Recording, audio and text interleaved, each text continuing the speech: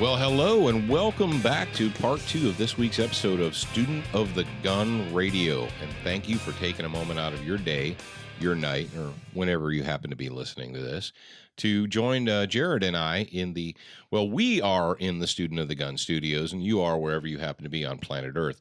That could be on the treadmill, in the car. You could be in Ireland, Scotland. Heck, you might even be in Switzerland. We've had some people from Switzerland write us and say that they listen to Student of the Gun Radio, which is pretty cool. I think we had one from Australia as well. Yeah, because we had a couple because they sent me a giant list of gun rights. Gun things that are going on in Australia. Yeah. So and hello to all of our friends in occupied territory in the People's Republic of California, New Jersey, New York, Connecticut. You know who you are. So we're hoping that they're not blocking our signal into the People's Republic yet. So keep your fingers crossed for that one. Now, folks, yes, we are into part 2 of this week's episode. And as you can see, as some of you can see, we've got the cameras turned on for part 2. And if you are listening to us on something that doesn't have video and you're curious, like, I wonder what it looks like when those turkeys get into the studio and start recording. Well, guess what? You can do that now. Just go to Student of the Gun's YouTube. You say, well, Paul, I don't know how to follow you via social media. Well, let me tell you what you need to do. Do you have a smartphone? Do you have an Android phone? Do you have an iPhone or an iPad? All you have to do is either go to the iTunes store and or the Google Play Store, type in the words Student of the Gun. And guess what? I know. You're like, what? What's going to happen? What you're going to see is a Student of the Gun mobile app. And all you have to do is click on it, download it, put it into your device, and for free, for nothing, you can monitor the radio show, the TV show. You can view the articles that go up each and every week. And we've got tabs that take you directly to all of the social media, social guns, Student of the Gun social media. So when Jared puts little cool pictures up on Instagram or Facebook or Twitter or what have you, or YouTube, and Jared's taken all the material from the show and he's putting it up on the YouTube channel. So wherever you happen to be, if you've got an internet connection, you can watch it. It's something that's really cool if you have one of the newer televisions or if you have an Xbox or I guess a PlayStation 4. Jared, do the PlayStations have the cool YouTube apps on them? Do you know? I don't know. I don't know. I know the Xbox, the new Xboxes do. But anyway, you can watch YouTube videos on your big old flat screen TV in high definition for free. How cool is that? It's pretty cool. All right, folks. And if you're an old guy and your grandkids taught you how to podcast, well, congratulations. We're glad that you're out there listening to us. Now, what are we going to talk about this time? Well, this week we're going to talk about home defense and how you're doing it wrong.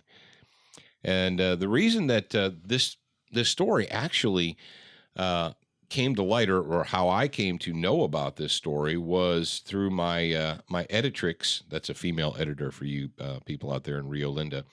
The editrix at The Blaze sent me a note the other morning and said, hey, would you care to comment on this story? And if so, I need at least 1,000 words in a couple of hours. Well, this story comes to us from the dateline is Little Falls, Minnesota. And the title of the story is You're Dead. Minnesota homeowner told teen burglars. Now, what did we tell you about the use of the word teens? Number one, media sources, they will use the word teen to try and soften the fact that someone who is 17, 18, 19 years old is also committing felonies. If someone is breaking into your home, if they are committing a felony, stealing your car, committing rape, robbery, murder, and they like to use this term teen, because when you hear it, what do you think? Oh, well, I have a teen in my home, or teens. That just sounds like no. If you're 17 or 18 and you break into someone's home, you smash the back window of their house and you enter in order to commit a theft offense or other felonies, you don't get to go by the soft term teen. But I digress.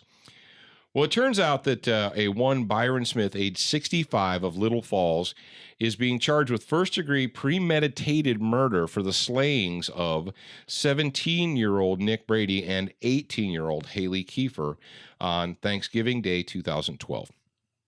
Now, I read this story. This story, if you haven't heard it, it's bizarre. It is crazy. Because in a normal world, you would think, okay, we have a retiree, we have an older gentleman who's in his home. And while he's in the house, two home invaders break a window, bust in a door, come into his house. He uses a gun to stop them. In a normal and sane world, most people in the community would say, okay, hey, two teen scumbags bust into somebody's house. The homeowner, especially if they're an elderly retired person, they use a firearm to defend themselves. Generally, the community will rally behind them, right? Not so much in this case. Well, it turns out that Smith, according to the story, like this is from CBSNews.com, according to the story, Smith's home he'd been a victim of several previous break-ins and thefts and so forth. And he had armed himself, and he had set up recording devices following the repeated break-ins. Now, when we say recording devices, these recording devices weren't just video. They had audio recording capability, which plays into the story. So Thanksgiving Day 2012, Mr. Smith is home, and the two turkeys involved here, Brady and Kiefer, break into this dude's house. Okay. So they break into the house. It says jurors, and they listened. The jury actually listened to all this audio. And so jurors listened to this and heard the sounds of glass breaking on the recording. Then they heard two gunshots, and Brady groaned. Then they heard the shooter say, "You're dead." Then almost immediately after Brady was shot, they hear, now hold on to your socks, the rustling of a tarp. You guys, if you live anywhere in the suburbs or in the country, when you unroll one of those plastic tarps, what it sounds like, and actually how noisy they are. They unhear the rustling of a tarp, and then they hear dragging sounds and heavy breathing. And you're like, what? All right. Smith admitted that he moved Brady's body into a workshop in his basement to keep him from staining the carpet. Yeah. Okay. So that's part one. Part two, audio continues, and you hear a sound of a gun being reloaded. This must have been awesome audio. This must have been like Hollywood student of the gun quality audio, because they could hear the sound of a gun being reloaded. Then more deep breathing. And then in a quiet, low voice, you hear a female, which is his accomplice here, call Nick. And then more gunshots, boom, boom. Then the sound of the second person falling. Then Smith quickly says, "Oh, sorry about that." Then Kiefer says, "Oh my God," and screams. And then there are more shots. And then Smith says to Kiefer, "You're dying." And according to the story here, it says, and then calls her a derogatory name for a woman, because this is a censored story, so they don't tell you exactly what derogatory term for a woman he used. Fill in the blank. Feel free. Go crazy. Then you hear more heavy breathing and more dragging sounds. Smith calls Kiefer by the name again, whatever that derogatory female name is, and after a moment, the crack of a gunshot is heard. And this is all going on in a stunned, silent courtroom. Now, folks, let me we break it down like this. Number one, we've talked about justifiable shootings and about using a firearm in a justifiable fashion. And what do we have to determine before we are allowed by law to use our firearms in self-defense? What do we have to determine? Number one, do they have the ability, the opportunity, and the intent to do deadly force harm to you?